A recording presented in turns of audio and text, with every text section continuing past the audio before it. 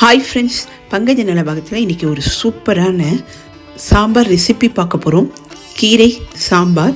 First time channel பார்க்குறவங்க மறக்காமல் சேனலை சப்ஸ்கிரைப் பண்ணிக்கோங்க.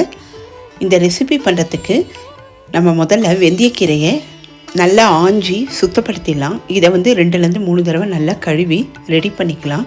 வெந்தயக்கீரையில் இலையை மட்டுமே எடுத்து நம்ம சாம்பார் வைக்க போகிறோம். நேச்சுராகவே இதில் ஒரு கசப்பு இருக்கும். கசப்பு தெரியாமல் நம்ம எப்படி இந்த சாம்பார் பண்ணுறதுன்றதை பார்த்துடலாம். இதுக்கு 2 தக்காளி எடுத்திருக்கேன். துவரம் பருப்பு 1 கப்பு, அதில் பெருங்காய கட்டி சேர்த்துட்டு 2 தக்காளியும் சேர்த்து மஞ்சள்தூள் சேர்த்து குக்கரில் 5 விசில் வேக வச்சு எடுத்துடலாம். இந்த கீரை சுட சுட சாதத்தோடு சாப்பிடும்போது டேஸ்ட்டு வேறு லெவலில் இருக்கும். இப்போ ஒரு கடாயில் சாம்பார் பொடி ப்ரிப்பேர் பண்ணிக்கலாம். ஏற்கனவே நம்ம சாம்பார் பொடி வீட்டில் இருந்தாலும் நீங்கள் ஃப்ரெஷ்ஷாக ப்ரிப்பேர் பண்ணி செஞ்சிங்கன்னா டேஸ்ட் நல்லாயிருக்கும். இதுக்கு தனியா, மிளகாய், மிளகு, வெந்தயம் இது எல்லாத்தையும் நல்லா சிம்மில் வச்சு பொறுமையாக சிவப்பாக வறுத்துட்டு நல்லா ஆற வச்சு மிக்சியில் நல்லா பொடி பண்ணி ஒரு ஏர்டைட் கண்டெய்னரில் போட்டு வச்சிடலாம். 1 வீக் வரைக்கும் நல்லாவே ஃப்ரெஷ்ஷாக இருக்கும். இப்போ இதே கடாயிலேயே நல்லெண்ணெய் எடுத்துக்கலாம். நல்லெண்ணெய் சேர்த்து செய்யும்போது டேஸ்ட்டு வேறு லெவலில் இருக்கும். இப்போ கடுகு, வெந்தயம் தாளிச்சிடலாம். அடுப்பை சிம்மில் வச்சுட்டு இந்த சாம்பார் செய்யறதுக்கு சின்ன வெங்காயம் எடுத்துக்கலாம். இப்போ நம்ம சின்ன வெங்காயம் சேர்த்துக்கலாம். அப்போ தான் சுவை அதிகமாக இருக்கும். இதை சிம்மில் வச்சு நல்லா சிவப்பாக வறுத்தலாம். உப்பு சேர்த்து வதக்கும் போது வெங்காயம் ஈஸியாகவே வதங்கிடும். இந்த கீரை கசப்பு இருக்கும். அதனால் நான் இப்போ சொல்கிற இந்த ஸ்டெப்பை மிஸ் பண்ணாமல் சேர்த்துக்குங்க. இப்போ உப்பு சேர்த்து வெங்காயம் நல்லா வதங்கின பிறகு நல்லா கழுவி ரெடி பண்ணி வைத்திருந்த இந்த கீரையை இதில் சேர்த்து நல்லா வதக்கிடலாம். இப்போ நம்ம கருவேப்பிலை சேர்த்துக்கலாம். கீரையை இதில் சேர்த்துட்டு 2-3 நிமிஷம் நல்லா வதக்கிடலாம். நல்லா வதங்கும் போது இந்த கீரை அப்படியே சுருங்கிடும். இப்படி செய்யும்போது கீரையில் இருக்கிற கசப்புத்தன்மை முழுவதுமாக நீங்கிவிடும். அதனால் இந்த ஸ்டெப்பை மிஸ் பண்ணாமல் சேர்த்துங்க.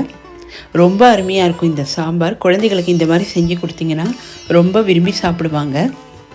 வீக்லி ஒன்ஸு நம்ம இந்த மாதிரி வெந்தயக்கீரையில் சாம்பார் வச்சு கொடுத்தோம்னா ரொம்பவே நல்லாயிருக்கும். இப்போது கீரை நல்லா வதங்கியிருக்கு. புளியை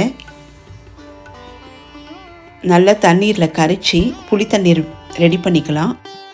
மஞ்சத்தூள், சாம்பார் தூள் 2த்தையும் சேர்த்துட்டு புளியை நல்லா கெட்டியாக விட்டுட்டு ஒரு 2-3 நிமிஷம் நல்லா கொதிக்க விடலாம். புளியில் இருக்கிற பச்சை வாசனை எல்லாம் போயிடும்.